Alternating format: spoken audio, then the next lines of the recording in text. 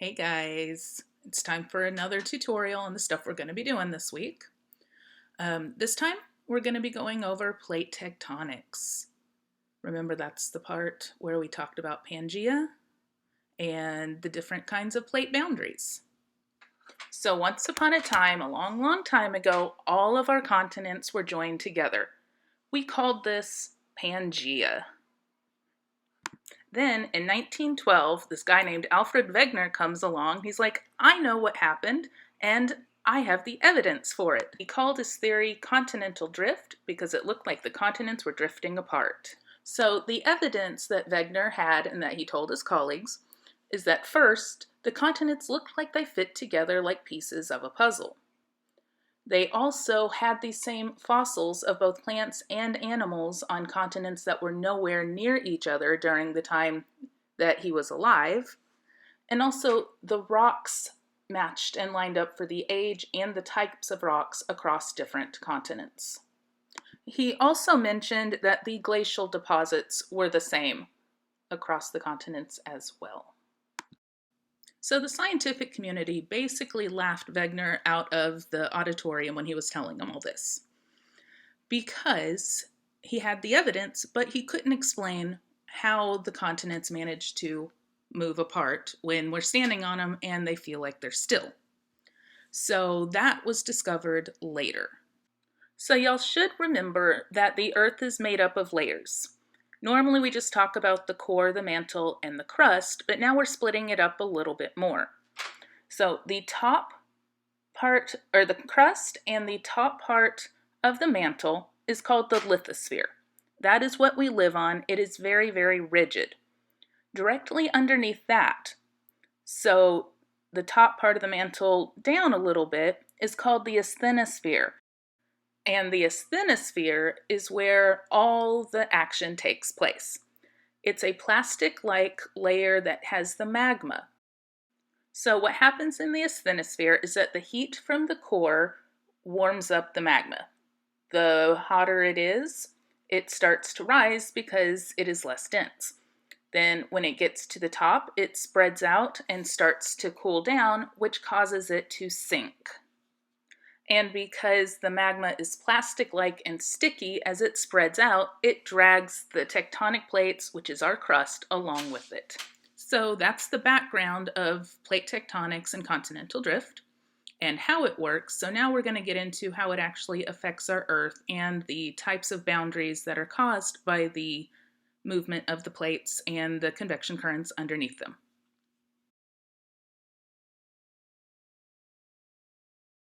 First up is convergence. Convergence is when the plates move together and crash into each other. This tends to make mountains and volcanoes, and using a special kind of convergence called subduction makes island arcs and deep sea trenches. Subduction occurs when either two oceanic plates or an oceanic and a continental plate converge, and the oceanic plate is pushed downwards, which then causes a trench at the V where it's pushed under and causes the magma to be pushed up. Next up is the divergent boundary. Diverge means to move away from, so the divergent plates are moving away from each other in opposite directions. This does a couple of things. First, it creates new crust where they're at the point that they're diverging, because as the magma comes up, then it cools and that makes the new crust. Then that creates a couple of different landforms. If it happens on land, it will make a rift valley, like in Africa, like in The Lion King when Mufasa got killed by the stampeding herd of wildebeests. That was in the Rift Valley. If it happens under the ocean, you will get mid-ocean ridges, which is like mountains where they spread apart and they're real sheer and deep down the sides. And also, that is how seafloor spreading happens. In 1960, a geophysicist named Harry Hess came up with the idea of seafloor spreading. And what happened is that as those plates diverged under the bottom of the ocean, The magma came up to fill in the space in between the diverging plates, which then cooled down and hardened and became new sea floor. And this is what was driving the movement of the continents.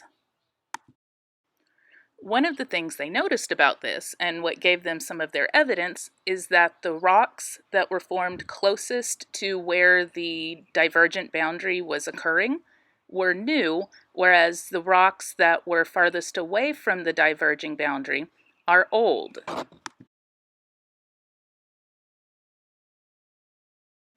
So just to recap, at a divergent boundary, you'll have seafloor spreading, mid-ocean ridges, and on land, rift valleys. This does not cause canyons. Canyons are made by erosion, not plate boundaries. And that brings us to the transform boundary. With this one, the two plates slide right past each other, and the tension builds and builds and builds until one finally breaks free. This causes faults in the earth. A fault is a giant crack, like San Andreas Fault, which in turn is where most of the earthquakes happen. Earthquakes happen at faults, not just the San Andreas Fault. So that is the basics on plate tectonics, continental drift, the convection currents, and the different kinds of plate boundaries. If you have any questions, feel free to contact me, and have a good week.